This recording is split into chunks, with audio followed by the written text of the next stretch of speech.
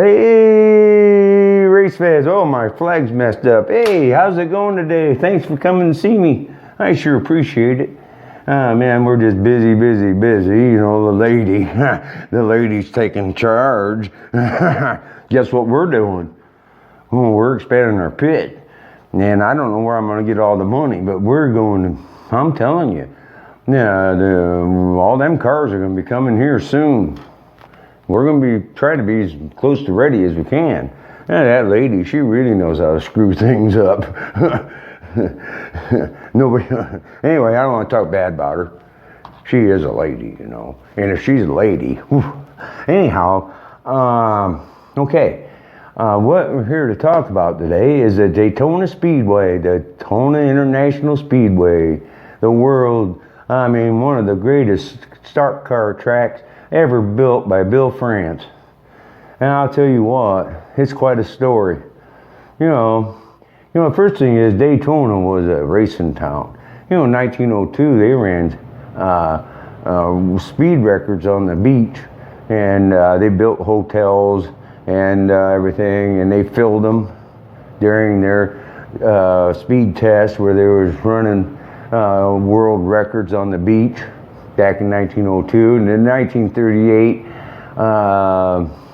was the first stock car race, and I didn't turn my damn stopwatch on. And then, geez, oh Pete, because Connie's got a job for me. Anyhow, she's got more than one job. Oh my God, she's gonna kill me. Oh, she's been doing a lot of praying too.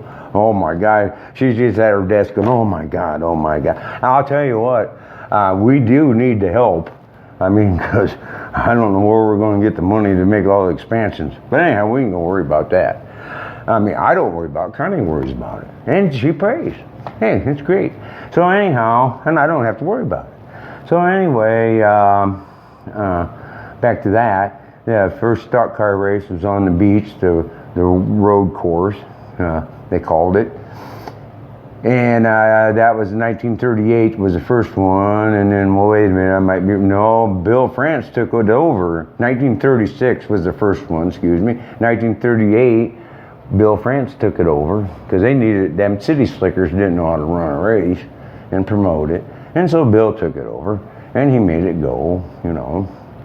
And the thing is, Bill knew that, hey, the war was over, you know, and there was a lot of money, and guys were coming home and building homes and everything, and expansion, and there was houses coming onto the beach, and now people are complaining, which just burns my tail. The damn racetrack was there before they were. They built there, so suck it up. But anyway, you know, that's the way it works. How many racetracks have been closed by a bunch of losers that moved in? I can speak of one, Ileana. But anyhow, I mean, that's not the only one. But anyhow, and I'm kind of starting to believe now, though, because nothing's really being done at that speedway. I just wondered if it was just poor management. But anyhow, I don't know. I don't have, you know, I know some of them people over there, but, you know, I just don't have time to talk to them. So anyhow, anyway, that's what happens. And so he took it over to run this track and promote it. And speaking of Daytona, it was a racing town, and they wanted to fill their hotels and restaurants and have people down there, and the tourists and all that stuff. You know, the bandit Mickey Mouse is down there now. The Mickey Mouse Bandit. Yeah. I wish they would show him the way, really, with 2 6-shooters on each side, and grabbing your wallet and just grabbing all your money. And that whole state is messed up because of it, because everybody jumped on board. But anyhow, that's okay. I mean, I just don't go down there, you know. Hell, no big deal. But anyhow, I mean, the Mickey Mouse Bandit, my God. Anyhow, I mean, me and Connie went down there, I couldn't believe it. Boy. I mean, everybody's got their hand on your wallet, you know. Anyway, we did go racing down there, though. Me and Connie did. Anyhow, I mean, she wasn't too happy with me either, because, well, I won't tell you what happened. Anyhow, And she's a great woman and everything. And she had all the right in the world to be pissed, okay? But you know me, I just, well, she'll get over it in a minute or two.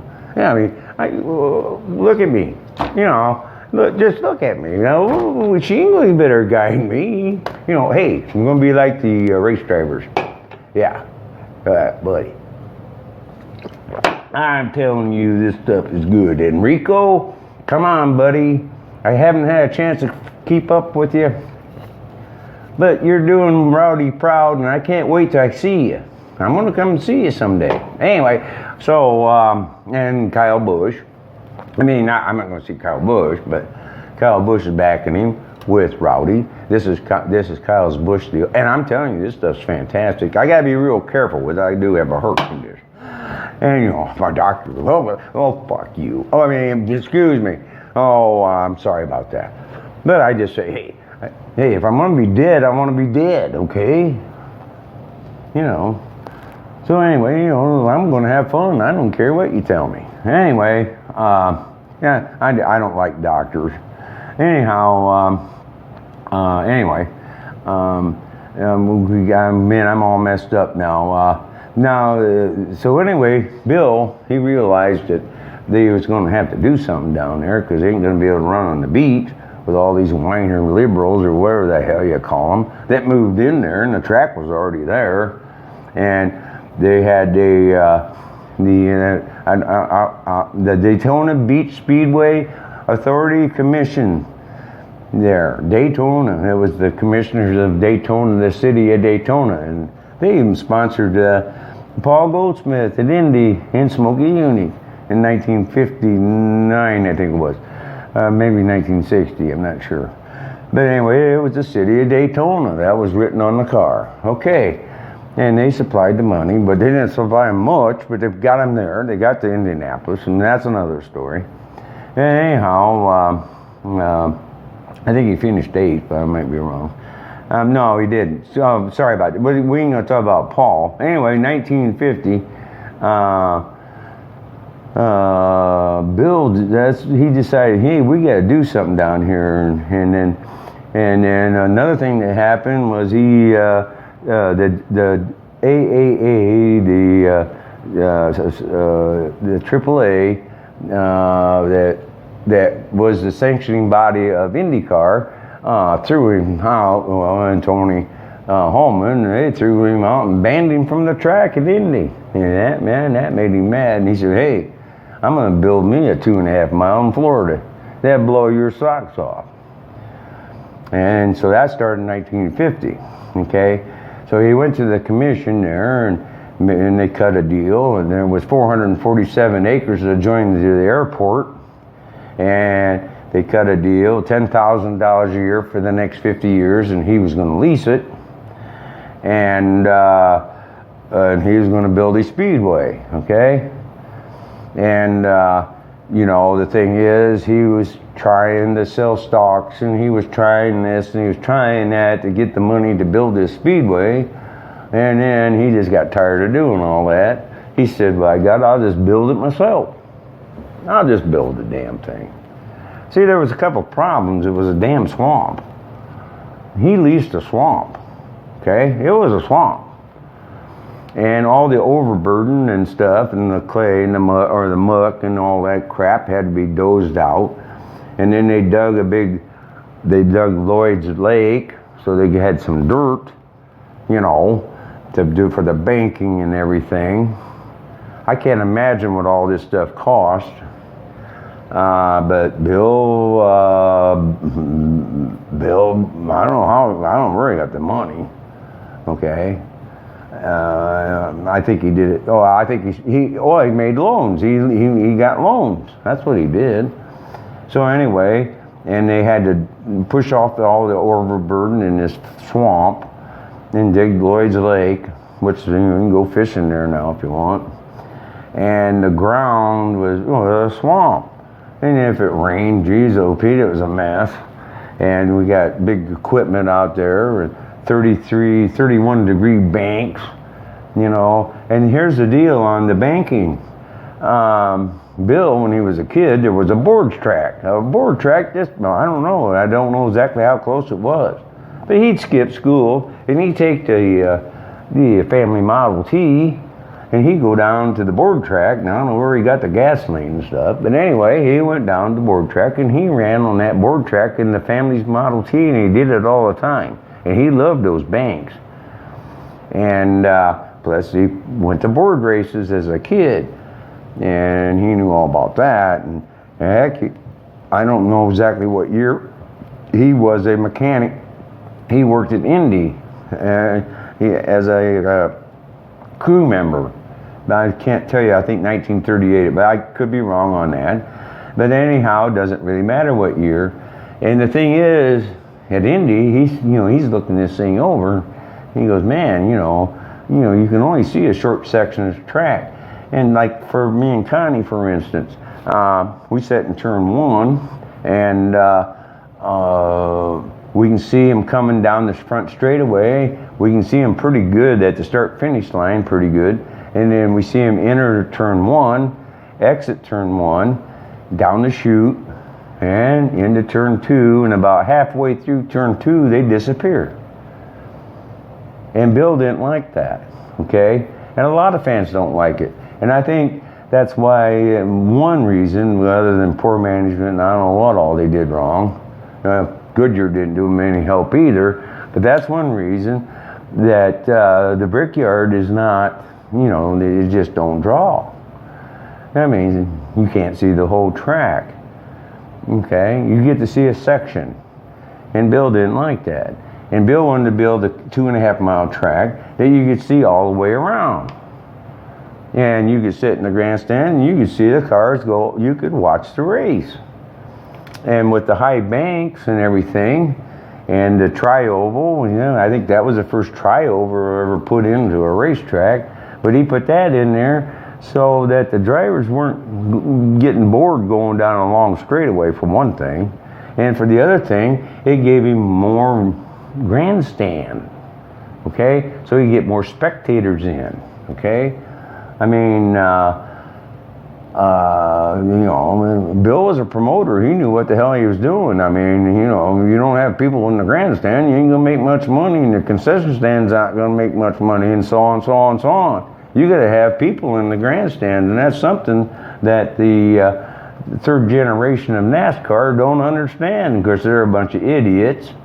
Anybody that ain't brains can figure that out. I mean, they're a bunch of spoiled brats. That's what they are, and they're overeducated. And, them guys sent them kids to the best schools in the nation, because they were going to take over this enterprise. And they was educated by a bunch of idiots, okay? I mean, it's just the way it is. And they couldn't run a one-car funeral, I don't think. They took one of the biggest racing series in the United States, and now they're selling grandstands, right? And then they're tearing grandstands down, and these dumb-dumbs are still beating the same drum. Well, they was educated by a bunch of idiots, okay? And they're all worried about the elite. No, because they want to go to the parties, and they want to go to the party, and they're from NASCAR, And the thing is, they don't want to go to the party, and boy, them guys are a bunch of bootleggers and whatever, and so on and so on. They're idiots, complete idiots, spoiled brats. That's all they are. And there's a whole bunch of them clowns around. Anyway, no, I really got off subject. But anyhow, that's the way it was. So anyway, he built this high bank track, and viewership all the way around, and all the problems. Oh my God, the problems. He had 31-degree banks. They had to tie dozers off or something. I don't know exactly how they did it. And then they had to pave it. And then Charles Moneypenny, he was the guy that drew up all the plans for this thing. And you had 31-degree banks, and now you got 18-degree straightaways. And all the transition and everything, and Charles or whatever his name, Money, he went to railroad in the 1800s when they built railroads with bank corners and the transitions that they use and the data. He took the data from that. And then Ford Motor Company stepped in because they had fairly high banks at their test track. And he got their data. And I mean, there was a whole bunch of thinking went into the transition of coming into the corner and getting up to 31 degrees and coming out of the corner and getting back down to 18. And I mean, it was an engineering marvel. I mean, and Bill, hell, he don't give a shit. That's what I want. Okay? I want high banks. Oh, I want a world-class speedway. When I get done with this thing, it's going to be a world-class speedway. And guess what? It is.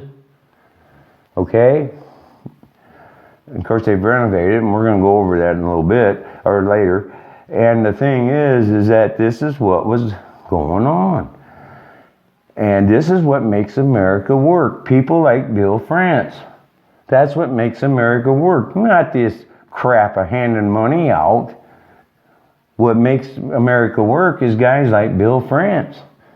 He wanted to build a speedway. He wanted to outdo Indy. He wanted Indy and Tony Holman. Hey, man, them guys hated each other. Tony Holman and Bill France, I mean, they hated each other. And Bill France was out to show Holman that you ain't got crap. This is a real speedway, not that piece of crap you got over there you can't even see around. And my fans can see the whole the whole thing. I'm sorry, Lord, gosh darn, I'm sorry, but I'm getting wound up. But anyhow, I mean, and the thing is, they had to both die so NASCAR could come to Indy. That's the reason. And Tony George Holman Jr., who's gotten raped by the media and everybody else. It's sad what they did to him. He's one of the Holmans is probably the greatest family in the state of Indiana. You go down in Terre Haute and down in that area and you talk about Holmans, and they realize that they're the best Hoosiers. They've done more for the state. They did more for the Speedway. I mean, Tony George Jr. did more at the Speedway than any owner ever done in the history of Indianapolis. He brought in Formula One, which it bellied up. But that was a big mistake. But anyhow, he did. Then he brought in I don't know. Heck, they're running go-karts in the infield now. I mean, I think there's races there all the time. The BC 39, they built that quarter-mile dirt track in turn 3 in the infield there.